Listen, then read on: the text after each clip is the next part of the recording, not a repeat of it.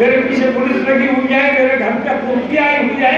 अगर मैंने असदुद्दीन ओवैसी का नाम न लिया होता, भारतीय जनता पार्टी के लिए कितना ही कुछ कहिए, अमित शाह के लिए कितना कुछ कहिए, मोदी जी के लिए कितना कुछ कहिए, आप पर कोई कार्रवाई नहीं होगी। लेकिन उनके जो दलबरदा हिमायती है, उनके खिलाफ अगर आपने उनको दंगा करने की कोशिश की और उनको लोगों के सामने पेश करने की कोशिश की कि ये अपनी कौम के गद्दार हैं, तो आप पर कार्रवाई हो जाएगी। और यही काम मेरे साथ नहीं करती। तो इत्तेहाद मिल्लत कायम नहीं की जा सकती, क्योंकि सबको अपने आप को कायम करने की कोशिश में लगे हुए हैं, खुद को साबित करना चाहते हैं, खुद को अपनी पहचान कराना चाहते हैं। मिल्लत से हमदर्दी का ढोंग किया जाता है। और आज भी मैं कहता हूं कि इस बुरे वक्त में वो तमाम लोग जो मिल्लत की बात कर रहे हैं, मैं उनमें देखता हूं कि उनमें सिर्फ एक जज्बा है कि हमारी पार्टी ज्यादा से ज्यादा लोगों तक पहुंच जाए, हमारी पार्टी ज्यादा से ज्यादा बेहतर कर सके। उससे मिल्लत का कितना भी नुकसान होता हो, भारतीय जनता पार्टी की दोबारा हुकूमत बन जाए, इसकी परवाह नहीं, लेकिन मुसलमानों की तकसीम की हत्तल इम्कान कोशिश की जा रही है। और उसका सबसे बड़ा एक उदाहरण अगर मैं दे सकता हूं तो असदुद्दीन ओवैसी साहब है, जो हत्तल इम्कान इस कोशिश में है कि किसी भी सूरत से भारतीय जनता पार्टी दोबारा सरकार में आ जाए। और ये मैं समझता हूं कि जो लोग ये समझते हैं कि असदुद्दीन ओवैसी मुल्क या अपनी मिल्लत के हमदर्द है, वो अपने आप को धोखा देने का काम कर रहे हैं। मेरी भी पार्टी थी, असदुद्दीन ओवैसी से पुरानी पार्टी थी, इत्तेहाद मिल्लत कौन से, मैंने बेहद जद्दोजहद की थी, मैंने उसके लिए तमाम तकलीफें उठाई थी। लेकिन जब मैंने देखा कि मेरी पार्टी के लड़ने से जिन लोगों के खिलाफ मैं लड़ रहा हूं उन लोगों को फायदा हो रहा है, तो मैंने अपनी पार्टी को सरेंडर किया हुआ है। और पिछले 10, 12, 15 साल से मैंने चुनाव नहीं लड़ा है। कि मैंने 8 तारीख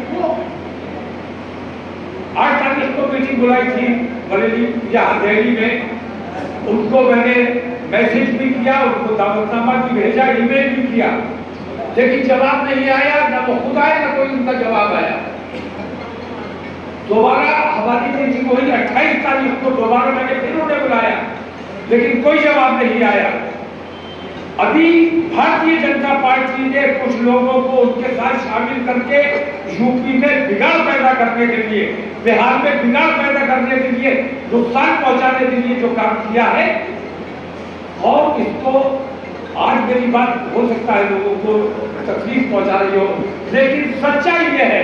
और मैं सच बोलने की सजा ये झेल रहा हूं कि मेरे पीछे पुलिस लगी हुई है, मेरे घर पे कुर्सी आई हुई है।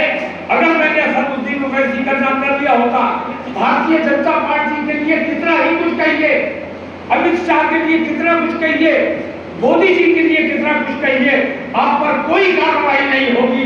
लेकिन उनके जो दलबरदा हिमायती है, उनके खिलाफ अगर आपने उनको दंगा करने की कोशिश की और उनको लोगों के सामने पेश करने की कोशिश की कि ये अपनी कौम के गद्दार हैं, तो आप पर कार्रवाई हो जाएगी। और यही काम मेरे साथ हो रहा है।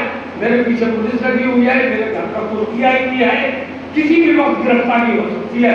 लेकिन अल्लाह तआला ने आईने जमा भरता हर कोई को बेबाकी, अल्लाह के शेरों को आती नहीं रुपाई।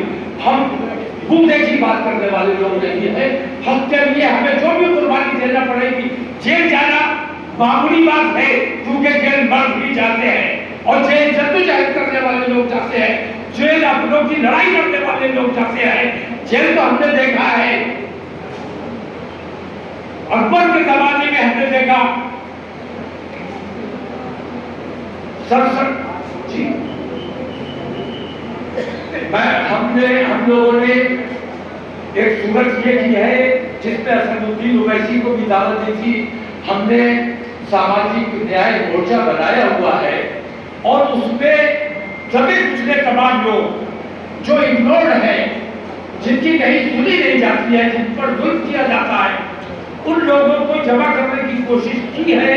और सिर्फ वहां जहां बेहतर उम्मीदवार, आजाद उम्मीदवार, या SDI के बिल्कुल चुनिंदा उम्मीदवार, ऐसे उम्मीदवार हैं। मैं अपनी पार्टी कोशिश कर रहा हूँ कि बिल्कुल एक भी उम्मीदवार ना रहे, लेकिन मैं इस चुनाव में किसी भी कीमत पर भारतीय जनता पार्टी और असदुद्दीन ओवैसी की इस काविश को नाकाम करना, ये मेरा मिशन है, ये मेरा मकसद है।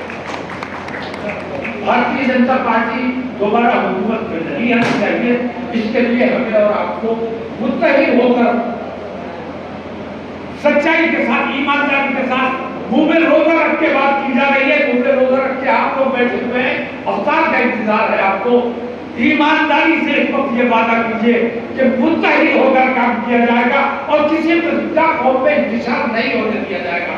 और अगर हमारे किसी की भी गिरफ्तारी होती है, हमारे ऊपर जुल्म ज्यादती किया जाता है, तो तमाम हिंदुस्तान के मुसलमान मुत्तहिद होकर सड़कों पर आएंगे। ये बात आप लोगों को करना है। अस्सलाम वालेकुम।